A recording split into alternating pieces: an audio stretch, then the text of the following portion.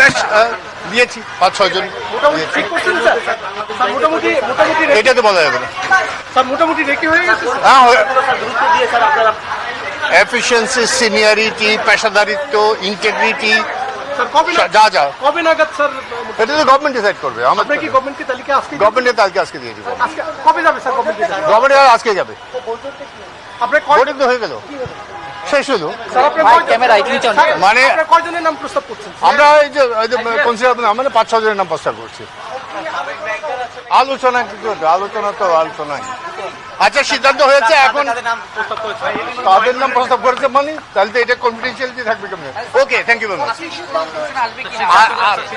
আমাদের তো ঘোষণা করার নেই, গভর্নমেন্ট ডিসাইড করবে, হয়তো ইমিডিয়েটলি হয়তো হয়ে যাবে। সিদ্ধান্তটা কি ছিল আজকে? সিদ্ধান্ত হয়েছে সিলেকশন, আমরা সার্চ কমিটি সিলেকশন করেছি। Thank you very much.